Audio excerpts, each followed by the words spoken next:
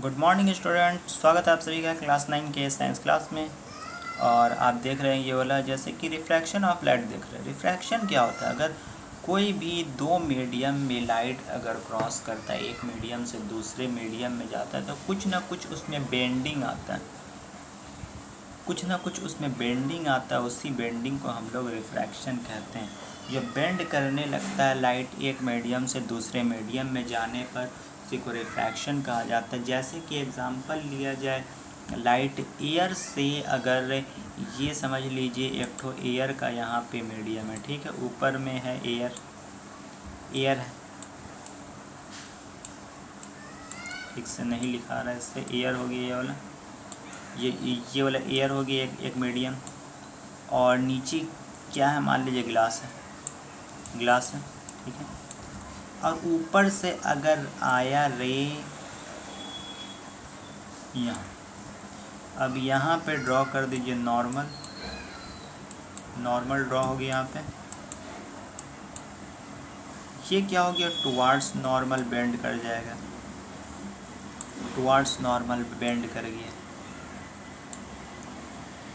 Towards normal bend कर जाता है ये वाला। ये हो गया एंगल ऑफ इंसिडेंस, यहाँ पर हो गया एंगल ऑफ रिफ्रैक्शन, यहाँ पे एंगल ऑफ रिफ्रैक्शन हो गया ये वाला, ठीक है। और ये क्या होता है, इस मीडियम को हम लोग रेयरर मीडियम बोलते हैं। इस मीडियम को हम लोग क्या बोलेंगे, रेयरर मीडियम बोलेंगे। इस मीडियम को क्या बोलेंगे हम लोग, डेंसर मीडियम बोलेंगे। इस मीडियम को हम लोग डेंसर मीडियम बोलते हैं। जब भी लाइट रेयरर मीडियम से डेंसर मीडियम में जाता है तो वो टुवार्ड्स नॉर्मल बेंड करता है। आप लोग को इतना याद करना, जब लाइट डेंसर से रेयरर मीडियम में जाता है, ये हो गया ग्लास डेंसर से यहाँ पे रेयरर मीडियम में आ गया, यानी एयर वाले मीडियम में आ गया, एयर वाले मीडियम में आ गया, तो हम लोग इसको क्या बोलेंगे, अवे फ्रॉम नॉर्मल ये बेंड कर जाएगा, अवे फ्रॉम नॉर्मल चला जाएगा। जैसे कि लाइट आया rarer to denser, towards normal, denser to rarer, away from normal, यही हमको याद रखना है। ये दो चीज़ हो गई। और ये डिपेंड करेगा बेंडिंग, जैसे रिफ्रैक्टिव इंडेक्स किसका किसका क्या होता है, ये सब अभी हम बताएंगे। अभी ये क्या हो कि जनरली रिफ्रैक्शन का जब दो मीडियम में क्रॉस करेगा तो रिफ्रैक्शन टेक प्लेस होगा। ये दो से तीन एक्टिविटी है, देख लीजिएगा। चलिए हम बढ़ते हैं। ये है, देखिए ये वाला पाथ है, ये क्या हो गया, ऊपर वाला जो ये वाला जो मीडियम है ये हो गया रेयरर मीडियम, ये हो गया जा करके डेंसर मीडियम,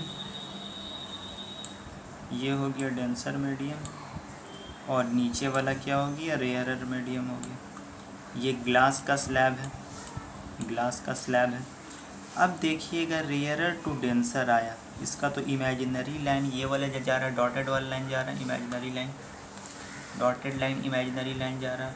और ये क्या है, जो आया light rarer to denser towards normal bend कर गया, और इसमें देखिएगा अवे फ्रॉम नॉर्मल बेंड कर जाएगा, अवे फ्रॉम नॉर्मल बेंड करेगा, यानी इस लाइन के पैरेलल हो जाएगा। इसमें बहुत क्लोज दिखा रहा है, बहुत क्लोज दिखाया है, इसीलिए समझ आपको ध्यान से देखिएगा तब पता चलेगा बेंड कर रहा थोड़ा सा एकदम। यही हुआ रिफ्रैक्शन ऑफ लाइट, यही लाइट रिफ्रैक्ट कर गया, इसी को हम लोग रिफ्रैक्शन ऑफ लाइट बोलते हैं।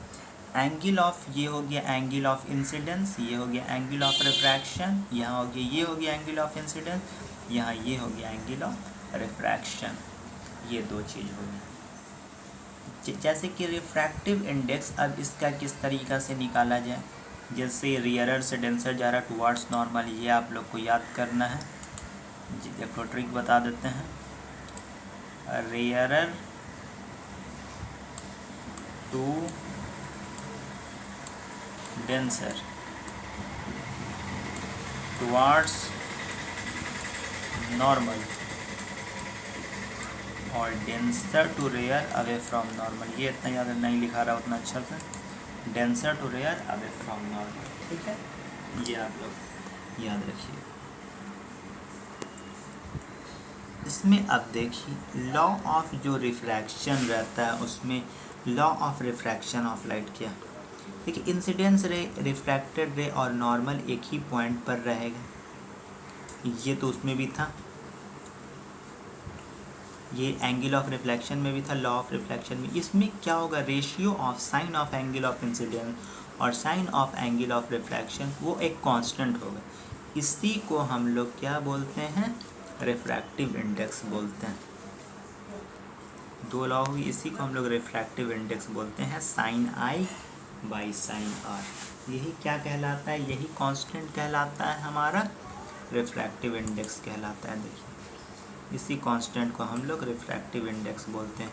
और रिफ्रैक्टिव इंडेक्स निकालने का और भी बहुत सारा फार्मूला है, जैसे कि वेलोसिटी पर भी रिफ्रैक्टिव इंडेक्स निकलता है। Speed of light in medium 1, यानी एयर में मीडियम क्या है, और डेंसर इसमें speed of light in medium 2, यानी ये ग्लास स्लैब में मीडियम की स्पीड क्या है। Speed of medium 1 by speed of medium 2 कर लीजिएगा तो रिफ्रैक्टिव इंडेक्स निकल जाएगा। अगर ऊपर से आ रहा है डेंसर से रेयर में तो इसका अलग रिफ्रैक्टिव इंडेक्स हो जाएगा, यानी इन्वर्स में रिफ्रैक्टिव इंडेक्स हो जाता है। पूछेगा एयर का रिफ्रैक्टिव इंडेक्स क्या, तो 1, ग्लास का रिफ्रैक्टिव इंडेक्स 1.33, ये हो जाएगा रिफ्रैक्टिव इंडेक्स। और इसमें जैसे किसी भी मीडियम में, जैसे speed of light in air है, तो एयर से अगर जा रहा है किसी वाटर में जा रहा है, या फिर एयर से कोई और मीडियम में जा रहा है, तो रिफ्रैक्टिव इंडेक्स निकालने के लिए सबसे पहले तो speed of light in air करेंगे divided by speed of light in medium करेंगे। अगर हमारा मीडियम अगर ग्लास हो तो यहाँ पे speed of light in glass कर देंगे। अगर हमारा मीडियम अगर ये वाटर हो तो speed of light in water कर देंगे। ये हमारा क्या रिफ्रैक्टिव इंडेक्स निकल जाएगा। ये रिफ्रैक्टिव इंडेक्स का चार्ट है। जैसे एयर का दिया हुआ रिफ्रैक्टिव इंडेक्स 1, जैसे आइस का है 1.3, वाटर का है 1.33, ग्लास का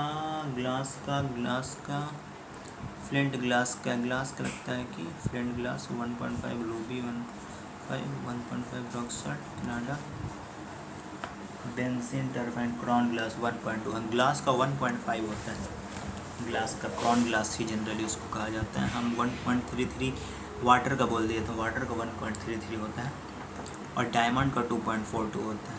ये हो गया रिफ्रैक्टिव इंडेक्स।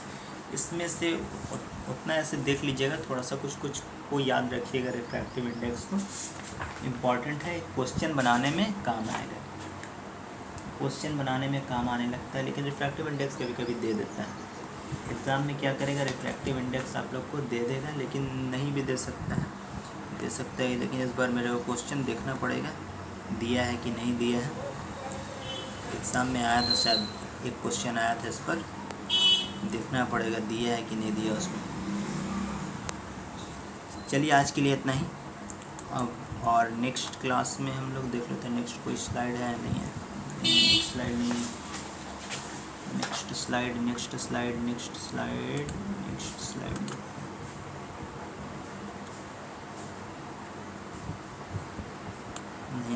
नहीं है। आज के लिए इतना ही, ये वाला आप लोग इतना कीजिएगा। आई होप कि न्यूमेरिकल सब कुछ बना रहे होंगे।